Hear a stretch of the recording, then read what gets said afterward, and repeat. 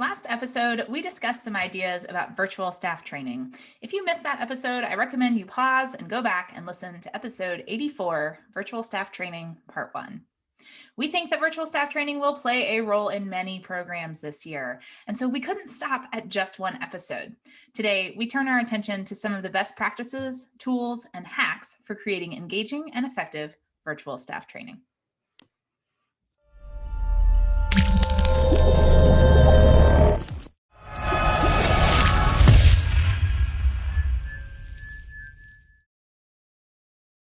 Wouldn't it be refreshing if your registration software gave you more time? With UltraCamp, you can track attendance, manage staff applications, streamline registration, and much more. Get back the time you need to focus on what is really important. Camp. Find out more at summercampsoftware.com/camp code.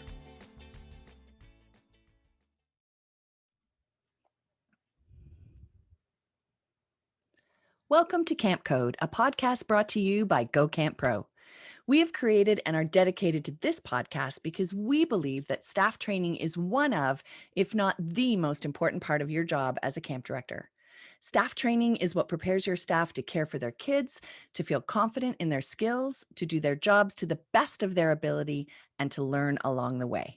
A well thought out and intentional staff training will help you in more ways than you can imagine, and we need to help each other bring our very best. Welcome, everyone, to our second of a two-part podcast on virtual training. In our last episode, we focused on some of the theories or philosophies of best online learning practices. But today we want to dive in a bit more to share some practical tips and tricks. But before we get started, let's share with you who we are. Ruby, can we start with you, please? I'm Ruby Compton. I'm the Chief Exploration Officer for Ruby Outdoors, and I live and work in the heart of the Blue Ridge Mountains in Western North Carolina. And I just recently, I'm not going to announce the name of the camp yet, but I am working for a camp this summer on their adventure staff. So I'm going to be at camp this summer, and I'm so excited. That is really exciting. I didn't even know that. Yeah, so exciting. How fun. All right, Gab. How about Is it you? my camp, Ruby? Are you coming to my camp? Incidentally? I did pull out my passport the other day to do some paperwork verification for hiring. And I was like, this is the most action my passport's gotten in a year. It's sad and true. Well, if you did want to pop on over, you could pop on over to the Laurentian Mountains of Quebec, Canada, and visit us at Camp Boro, which is where I work, and I'm one of the camp directors there. And we focus on creating a positive female community, and we do that while speaking in French and in English, and apparently I don't know what language I'm speaking today. And, we're in the same country. So if you're in Quebec, you might as well pop over to Ontario, where you will find me in Woodstock in southwestern Ontario, where I am a camp consultant with my husband, Travis. And my passion is helping camps to really build that solid and supportive community. So, Ruby, let's start with you. What are some practical tips and tricks that we can share about making really positive and intentional virtual training? Well, so one of my friends who's on this podcast likes to talk about starting at the end. So that's where I'm going to start today, which is, that feeling that I think we've all become quite familiar with this year when you get to the end of the meeting and everybody's like, okay, bye. And everybody's waving and then the meeting ends and the screen just turns off and you're like, okay, now what? We used to have this transition out of in-person meetings where you stand up and you grab a cup of coffee or you stretch or you chat with a neighbor, like that transition chat. I miss that a lot. And so I think when we are creating virtual trainings, really recommend, and this is true for in-person presentations too, I think so often we forget about the end of the presentation, which is the last thing that folks are going to experience before they walk out the door or close their Zoom meeting, whatever it looks like. So for your virtual trainings, think about having some sort of routine for ending your call, some way that kind of starts that transition process of, okay, we're done with our meeting or our training, and now we're going to start to transition you back into whatever is next for you. And ending this gathering. I also think that it is critically important that there is some sort of in-between connection that happens. And so when we've taught classes for our master classes, we have a couple different online platforms that we use. We've used Slack, we've used Mighty Networks, and these are places where students can come together. They have assignments and they have to do some sharing and commenting on what other folks share. And they are learning from one another. And then we as the instructors are in there commenting as well and giving positive reinforcement to folks doing that work. But I think that ability to kind of connect informally in between is actually where a lot of the more in-depth connections happen. So yes, our calls where we do community building are important, and we set the stage, and there's a lot we can do, but it really is, if you think about the friendships that you have, they are likely more built on not the 2 minutes where you met in the session and shared your wins and your action items, but in the 5-minute conversation outside in the hall, walking to your next session or grabbing a cup of coffee later. So virtually, we can still create those opportunities. Again, it just may look a little different. This could be starting a staff Slack. I actually really like Discord as an option for this for staff. I wouldn't use it with campers, but I definitely would look at it for staff. I think it's one that they're already on, and their voice messaging and video messaging abilities are more robust than Slack's are. Even a Google Doc, right, where folks can go in and type and add and brainstorm, right, and comment in real time. And actually, Google Docs have a chat feature as well. So somebody could be in there working on it and somebody else can go in and start chatting with them.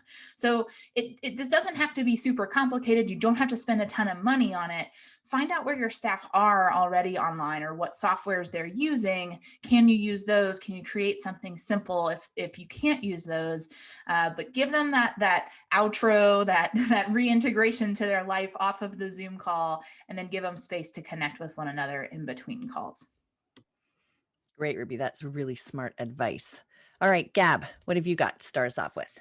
Yeah, well, I would like to talk about just your comfort in front of the camera and what you're putting out there. And so I've in the last couple of months have updated some of my tech just so that the experience for my staff members is that much better. And this is something that interests me. So I don't want people to get overwhelmed with tech stuff. It should be something that brings you joy and happiness.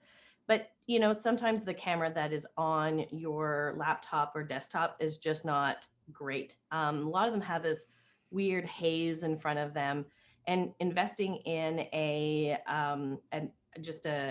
camera itself that you can, a webcam that might really make things look a lot better. Joe from camp, what camp is he from? Joe Richards. Pierce Williams. He invested in a webcam, and it looks so good. It has a little bit of a wide angle view. He was able to put up some of his artwork behind him in his office.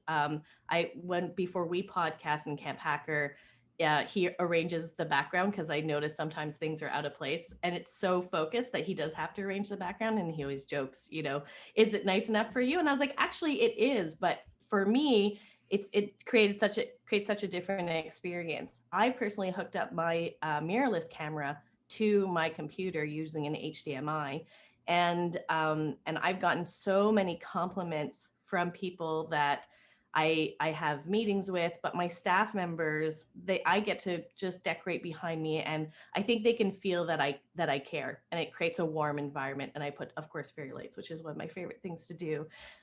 So look at what people are looking at and check out your background. And if you want to do a little update, maybe go with a webcam. But if you'd like to get a little fancy, mirrorless cameras are not that much more. Well, they are actually quite expensive, but where you want to put your money in is in the lens and not the camera.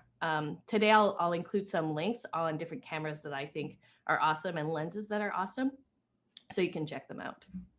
That's great. Thanks, Gab. And Ruby and I are definitely two of the people that have said, whoa, your background looks amazing. You're in such focus, and it does make a big difference. Really, I find draws me in and makes me pay more attention. Mm-hmm. So totally worth it. Thanks, Gab. I would start by trying to think about the whole experience. So for staff, they're sitting in a room looking at you in 2D. So how can you use as many senses as possible to make this experience different from all the other online learning your staff has completed in the last year, and B, make it the most memorable. So using sight, sound, touch, even taste and smell to help implant this info on their brains for easier recall when the time comes. We want to get them to that greater depth of knowledge, or DOK. So we need to do all that we can to engage them during synchronous conversations and discussions. So for sight, and we did refer to other ones in our last episode, as Ruby mentioned off the top. So if you haven't given it a listen, you really should. It's worth your time. But use your screen to your advantage. Always, always have something ready for those who arrive early or promptly to the call. Something on your screen that has them participate in an activity. Simple things like changing their name to their favorite camp song, or a game that they can play while they're waiting for everybody to arrive, like rolling the dice and creating a monster. So the first roll is how many eyes it has, and the second roll is how many arms, and the third roll is how many legs, and so on. Never just have them sit there on the screen waiting. You want to engage them from the very beginning and make them feel like you were prepared for their arrival. And it'll also encourage later arrivals to be more on time next time when they know there's a fun activity that they may miss if they come a little bit late. Also, you can use that opening screen to front load any messages or reinforce ones that you've already given, like please arrive on the call on mute, or remember to have your book and pen, or whatever other instructions that you want them to remember. You can prepare a PowerPoint presentation, but please be sure that you put very few words on the slides.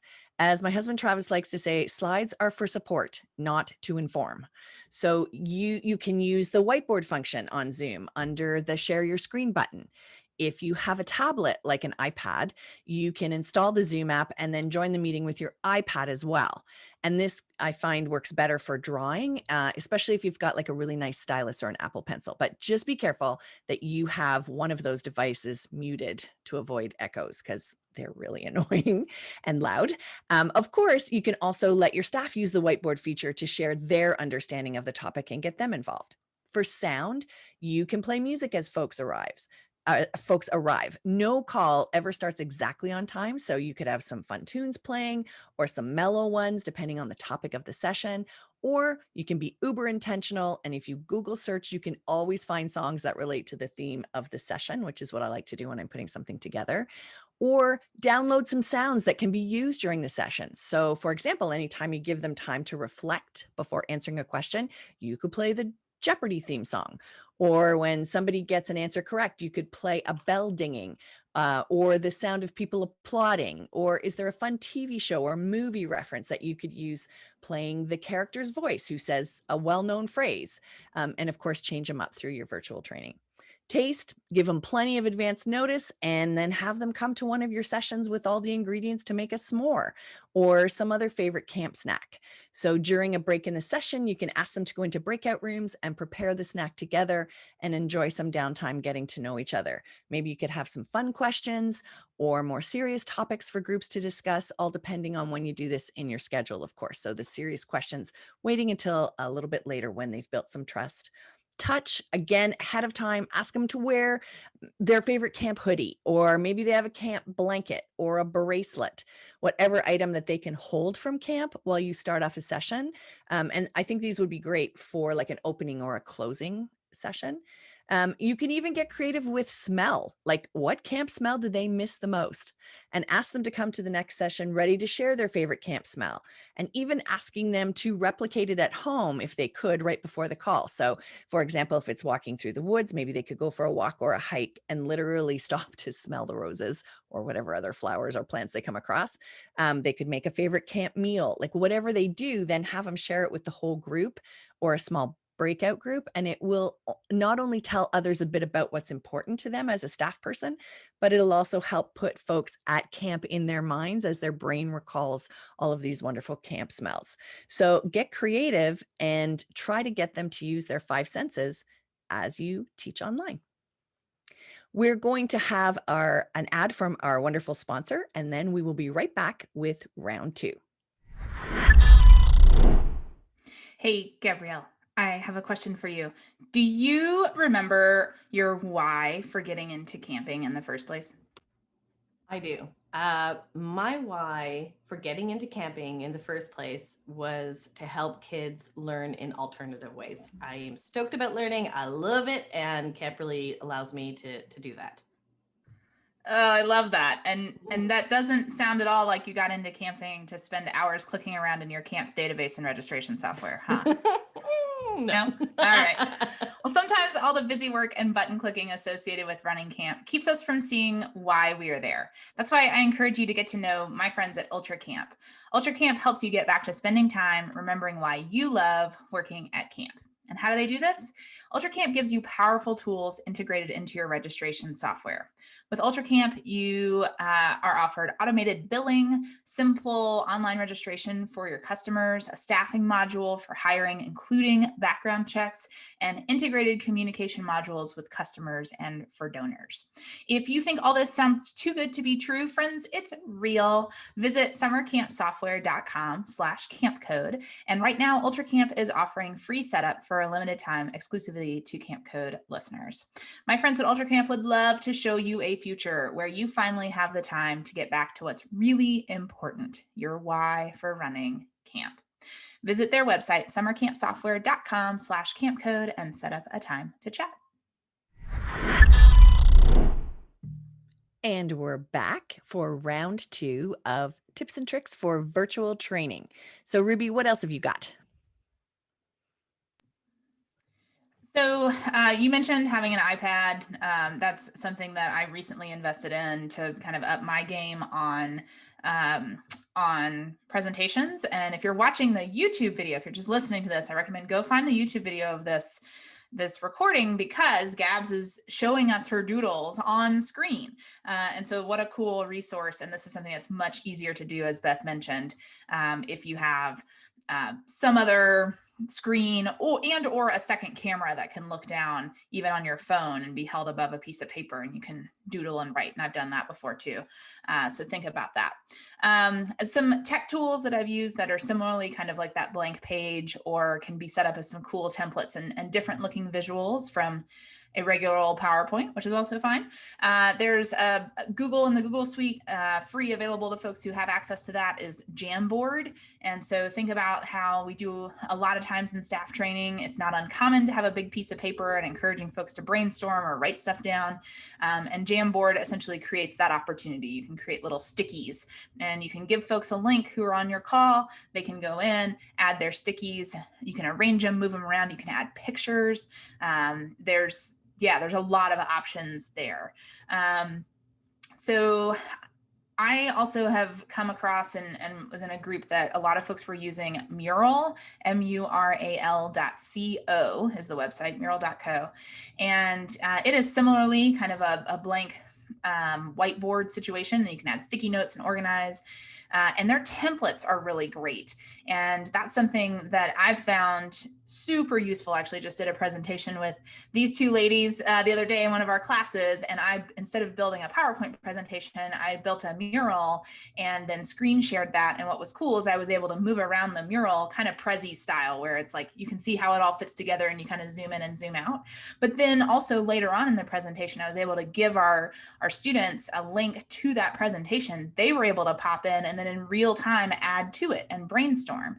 And so this idea of leaving some open space on some of your presentations where folks can come in and collaborate and add, I think that's an interesting idea that we want to reinforce this year at camp, that we are building this plane as we are flying it in a lot of ways. And so make sure you create some blank space for your staff to fill in. The last little bit that I want to share on that, two little things. One, if you're using any sort of any of these like Jamboards, murals, anything where folks need to click a link to go to it, to be able to contribute to it, I still recommend screen sharing, because you may have folks that are on phones or iPads or whatever that may make it difficult for them to go to that other screen. And so make sure you're screen sharing and showing them, and also don't send folks there before you're ready for them to start playing with it. So I usually screen share for a while and show them how it works and how to move around. Then I'm like, oh, check this out. And you all can can get in here and contribute too. What? Click this link. And then I can already have given them some like, this is how you move around this before they're just like clicking buttons. The other thing that I'll say about that is anytime you're doing any sort of collaborative work, if you have certain elements that you don't want people to mess with, and I've seen this over and over and over again where folks have this template and it's great, and then you go in to start like clicking or adding, and then you accidentally click on a background image and then it gets moved or something gets deleted or the whole thing disappears. I've seen this happen way too many times. And a lot of these softwares, they're still a little laggy and slow, so it's easy for stuff like that to happen completely accidentally. So here's the trick that I learned over the summer is whatever it is you don't want folks to mess with or move or touch, maybe it's what the instructions are, or here's your word bank or whatever it might be, is to create it, screenshot it, make it into a JPEG or a PNG file, and then set that as your background image. That works even on PowerPoints, Google Slides, things like that. And then some of these softwares like Miro, Jamboard, a lot of them have options to lock stuff. So once you get something where you want it, a lot of times you do have the option within that software to be like, just keep that thing there. Nobody else can move it. I'm the only one who can change it. So just make sure you're aware of that if you're creating collaborative space where there's some fixed elements that you don't want folks to mess with. Thanks, Ruby. That is really helpful, especially for folks who are new to this game or building their own planes, as you say. Gab, what have you got? Two things. So if you're doing presentations on your computer and you're using Zoom and you put up your PowerPoint or your Keynote or whatever you use, and all of a sudden your cursor disappears and you are trying to find your unmute button, or you're trying to maybe mute somebody else, but you don't have control over Zoom anymore unless you press escape. And then you have to turn off your PowerPoint, share your screen. It's extremely annoying. What's helpful is to have a second screen. Having a second screen, that's going to separate your PowerPoint from your Zoom presentation. And so then you have control over Zoom in one screen, and then the other you have your PowerPoint. Now, you don't need to be looking at both screens at the same time. You can put them side by side and have the camera in the place that you want to focus on. And then when you're no longer using your presentation, you can move that Zoom screen over onto the main place where the camera is focused, so you can still maintain that eye contact. And a lot of people think, well, this might be expensive, but second screens are actually not that expensive. And you can find some secondhand on eBay or at very, very low cost. So I would suggest getting that second screen, investing in it, because I think we are going to be doing virtual training for a little bit longer, and that's why we are doing this podcast. So invest in that second screen. And secondly, a lot of the times I talked about visual before, and I talked about cameras and maybe investing in a webcam, or if you want to go fancy, get yourself a mirrorless camera with a nice lens. But studies have shown that people will turn off YouTube videos if the sound isn't nice, if the sound isn't welcoming.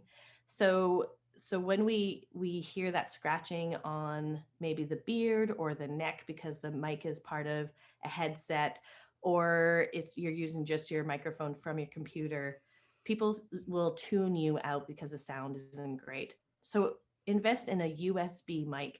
I'm somebody that does not like distraction in front of me, so I have a boom mic above my head, so it's out of shot, because I don't like it. But Travis, he likes the mic in front of me, and he puts even a Go Camp Pro sticker on it, and I think it looks like he's there. Yep, Beth's just lifting it up right now. It's also on a boom mic, and he likes it there. So it's really a preference.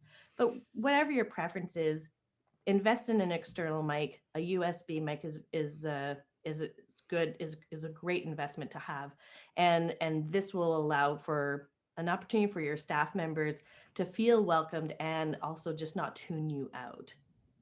Gabs, can I add to that real quick that Yeah. I have several second monitors or second screen in my house, and one Yes. of them is an old monitor from a desktop computer. So all I really had to buy was the adapter from the VGA to go into my laptop. And Yeah. it's great. I mean, is it crystal clear and beautiful? No, but does it give Right. me some more space? Yes. And that's all you need sometimes. So really, truly thinking through like that, it does not have to be a super big purchase to No. give you that second screen. And I actually in the building I'm standing in right now is one of our camp cabins, and in the basement is some of our old tech stuff. So we have a bunch of wires. You know, one of our staff members is very organized, so it's all organized. And when I was looking for a second screen, which I have in Montreal in my apartment, but I didn't bring up to camp this summer, and I just stayed. I went into the basement. I was like, hey, is there a screen down here? And there was. And like you said, the quality is really not great. But now I have control over Zoom. I have those two screens. And so you might have one that actually have a second screen in your garage or your camp storage unit. Great. And I also think that if you're worried about investing some of this money just for staff training, which may happen for you once a year, think about all the other times that you are doing presentations or meeting with parents, you know, doing town hall meetings, especially this Yes. year, answering all those kinds of questions. If you can look professional and sound professional and keep the interest of the parents and the families and the, you know, the campers and all the people, donors that you're talking to, it is going to be worth it for you. So I think that that's a great investment. We've all become much bigger Zoom snobs. At least I have. Like if I get on a call and the sound is crummy and they can't figure out how to mute the person who's talking on the phone to whoever and has no idea that they're not muted, I'm like, I am out. I'm done. I can't pay attention. So. Well, Ruby, my best friend, my dad, who I'm hanging out with these days, he's helped me with some of my setup, and he's very fascinated by the whole setup. And last night we were watching the news, and they had 3 panelists, and he was like, well, the camera's on the wrong angle, and how come they don't have proper lighting? He was like, what? He's like, we should get paid to do this. I was like, people do get paid to do this, but he, you know, we're snob when we watch the news and say this could be a lot better. So yeah. Camps could show them how to do it. Yet another thing we should add to the list of what camps can teach. All right. And for me, I would look at all the ways that you can change up the visual part of Zoom, since that is the most prominent part of online learning. You could have everyone turn off their camera and then change to the setting in Zoom video settings called hide non-video participants. And this can be used when staff are sharing. And when you call on them, they turn their camera back on. And then that one person gets that whole spotlight for a period of time. The other benefits to that is it's less distracting than seeing all of the faces on the screen, and it helps staff focus on the speaker and what they have to share. And I find that it also helps people to be more present. And of course, it's just changing up their view for a period of time. You can also have everyone turn their camera off and pretend you're having a call-in radio show. Do it right with the intro music and announcer's voice, maybe some contest or prize giveaways. Can you use apps like Clubhouse, which I believe is only for iOS users, or the Stereo app, which I think is an Android one? And it's a live audio show that can have discussion groups afterwards. So think of the great discussions your camp staff could have and how creative they could get.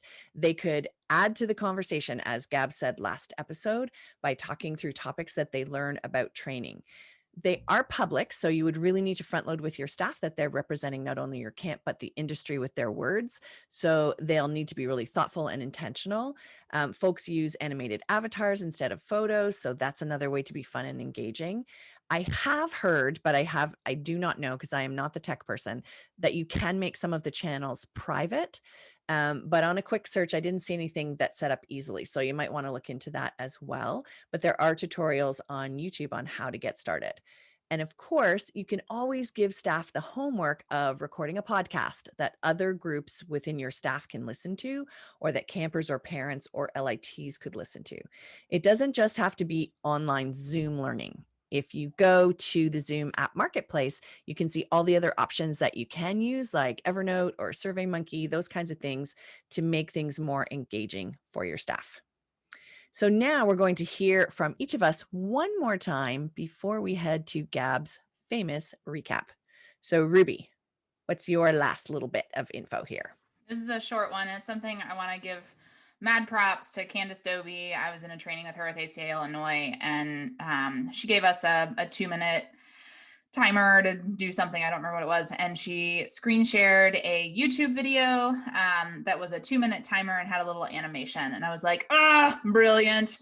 So this morning I went and Googled, 2-minute timer on YouTube. And there are so many. My favorite one, I'll put a link in the show notes, is just like cute dogs and then a timer above it. But a really nice way to help keep folks on track, to make it a little more fun and interesting. So easy. And the tool's already created for you. If you've ever tried to create a timer in PowerPoint, which I have, it's kind of a pain. So this is way easier. The work's done for you. Check it out. Can't recommend it enough.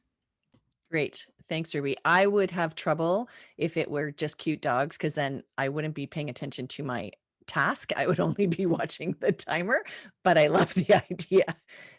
Gabs, what have you got for us? For me, so we talked about look, camera, then we talked about sound and screens, and lastly, lighting. So for a lot of the times, either the light creates really, really harsh shadows on our faces, or it's too dark or it's too bright. One of my tips is to take a bright light, perhaps a couple, maybe two desk lamps, and point it towards a wall that's facing your desk. The reflection off of that wall onto your face is going to create a softer light. So some of the times what we try to do to fix our light is to have the light actually pointing directly at us. One, that can give you headaches. I'm prone to headaches because I got baby blue eyes, and they're sensitive. I think they are. I think they're more sensitive than other people. I don't know the scientific fact, but I might also just complain more than other people. But I find that light really hurts my eyes. So what I do is I've set up some lights, pointed it towards a wall, and then that reflection has, creates a nicer glow on my face. And if it's a little too orange or if it's a little too blue, then you could just simply change the light bulb and adjust it that way. So for me, lighting is also, that's the final piece. If you had to do something very, very quick, get a couple of lights, face it towards the wall, and then receive the lovely glow. That's great. Thanks, Gab. You always have a lovely glow, but Thank you. It's nicer to see with great lighting. And Travis, my husband, would absolutely 100% agree. Being a professional photographer, we will watch a movie or a television show and he'll be like, pause that. And we pause it. And I say, what? And he said, did you see that lighting? Isn't that incredible? So I think it does catch your eye. It does catch your attention, and it does add to the professional engagement that you're trying to get with your staff. My last tip is that the old cliche, variety is the spice of life. So make every virtual training session different in some way. You could vary the time of day, the lighting, as Gab was just talking about, but things like ask folks, for example, to come to an evening session, maybe the very last one that you have online, with a candle and matches, and to arrive with their candles lit and have them sitting in the dark. If you're going to do some sort of ceremony or something special, you could vary the length of time. Don't make all of your sessions a 2-hour block, for example. You could have some that are 30 minutes, some that are an hour, some that include 15 minutes in a breakout room. You can vary the learning. So take breaks and do fun things. Play I Spy by having folks guess what it is you spy by looking at fellow staff members' backgrounds to find the item. Have a scavenger hunt, giving them a list and then 5 minutes to run around their home and find things. Host brain breaks like dance parties, which would be something Ruby would absolutely do, using Go Noodle. Play Who's Who. Have your staff members privately message you 3 interesting details about themselves. You then share the details and get staff to guess who it might be. I think there are a lot of camp back pocket games that can be transferred to online learning. So be sure to use them to take a break at least every hour.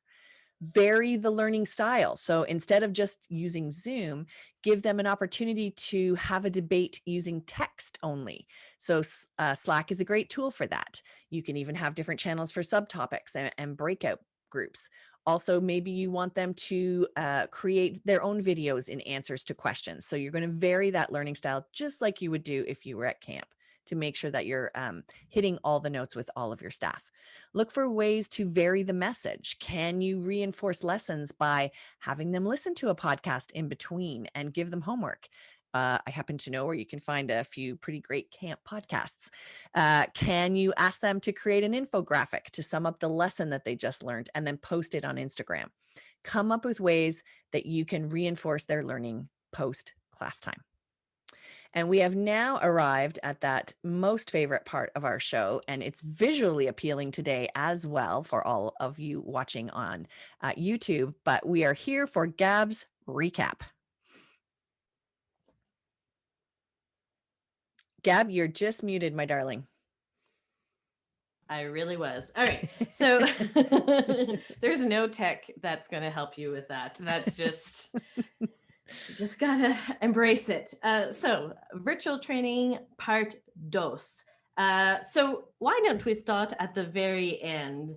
Don't forget transitions. So at camp, we are so good at transitions. We have the game, the activities, et cetera, but what our staff do best is that walking from point A to point B with their campers and helping to create bonds and friendships. We need to do the same thing. We have to remember to build community. So how do you want to end your session calls? How do you want to start those session calls? How do we want to transition from one activity to another? We're relieving space for staff members to connect and have that free play space. Now, when it comes to how you look, how you sound, and how you're comfortable in front of the camera, remember what makes you comfortable is what's going to make other people comfortable. But if you want to add a little bit more of a spice, perhaps invest in a webcam, point your lights forward, and maybe get yourself a USB mic. You could put it on the desk a la Travis Allison Styles and Ruby, or you can put it out of eye shot a la Gabrielle. Now, for me, this was something that was very, very magical, that when the first time that Ruby told me, hey, why don't you use Miro as a virtual sticky note board? And I did this with my staff members, and I saw a dance of ideas happening just before my eyes on screen. So bring back that big paper feel at within your meetings, within your gatherings, and use different programs such as Miro, and what was the other one, Ruby? It was Jamboard. Now, when we are at camp, one of the wonderful experiences of camp is that there's experiential learning. And Beth doesn't explain it even more about that. She does explain it even better than that, which is sight, sound, taste, touch, and smell. How are you going to get your staff members connected to all 5 senses during your staff training? You can try music, sound effects, sneaky snacks. Everybody brings their favorite tea, touch, maybe some camp swag, and smell. I love the idea. Talk about mindfulness when you're speaking about smell and trying to recreate that is one of my favorite ideas. Zoom view, change up the Zoom view, get them to turn off the cameras, have a focus only on one person or on 2 people. I also love the idea of doing a podcast, big fan of podcasts, or doing live podcasts such as on Clubhouse. Also try to play different type of activities within your sessions, and maybe change up the time of your sessions. And speaking of time, one of my favorite things, which I also just started using, I have not seen the YouTube video with the puppies, but have a countdown video when you're welcoming people in, or if you are doing an activity and you need something to count down. That's a great tip by Ruby, who she got from Candace Dobie. And that is our recap for today. Wonderful as always. Thanks, Gab, and very visually appealing. All right, now before we wrap up with our best practice, which is going to come from Ruby this week, here is how folks can connect with us and get involved in the conversation. Join us by using that good old hashtag #CampCode. Let us know the topics you'd like us to discuss, any guests you recommend that we talk to, great leadership training tips that you have to share. We would love to hear from you because we are all about sharing in this industry.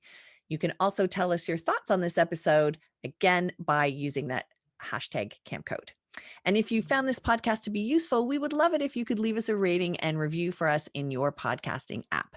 Your feedback does help keep the show going. All righty. And here's how you can get in touch with each one of us individually.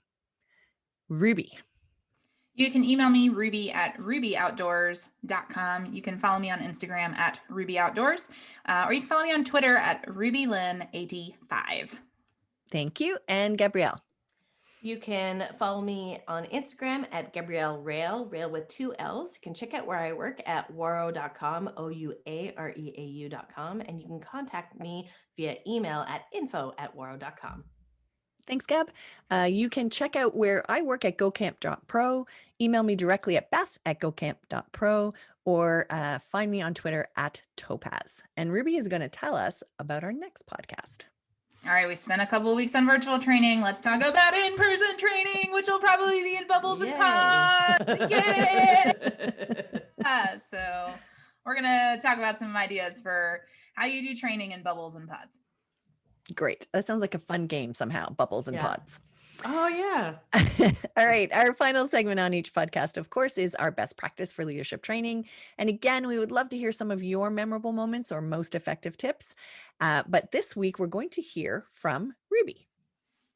And as I like to do with best practices, when I have them, I'm going to tell you a little story. And that is back at the beginning of January, probably coinciding with kids going back to school. I'm just saying, my whole family in Nashville got COVID and I was far, far away from them. And so, cause I was already back in North Carolina and I was worried because I have older parents and siblings and it was stressful time. So I created a Google form that I asked everybody there to track their vitals every day. And so with a pulse oximeter and a thermometer, we were recording temperatures, heart rate, and oxygen saturation. Relatively crude tools, but easy to acquire these days, or more easily acquired these days. And it made me feel connected to what was going on there. And then I was also tracking those things, and super duper helpful. So much so that I have continued tracking my vitals every day since then. So every morning, part of my morning routine, and I'm really terrible about establishing routines and keeping them. But every morning I get up and the first thing I do is I take my vitals and I record it all in an app on my phone. And it's been really nice to have that to refer back to. Something that was really helpful recently is before I go into a shift with REI where I do some outdoor guiding, I have to do a little health screen that is done on myself, and it's taking a temperature and answering a few questions about exposures and whatnot. And one day I totally spaced and forgot to do it, and so I emailed my manager, and it wasn't until after the shift, and I was like, I'm so sorry, I forgot. I'm good. And also here's a record because I took my temperature this morning. And so I think tracking this health stuff is something that we're going to be doing anyway this year. It may be a smart idea to try to create that routine for you. And every morning while I'm tracking my vitals, I drink a glass of lemon water, and it is delicious. Great. Thank you, Ruby. The reason it makes me smile is just another example of Ruby's rubrics and all the documents and things that she loves to do. Always. Well, folks, that wraps things up for today. Camp Code is part of the Go Camp Pro podcast network, and you can check out all our other podcasts at gocamp.pro/podcast. Stay tuned for our next episode, and from all of us here at Camp Code, thanks for the listening, friends.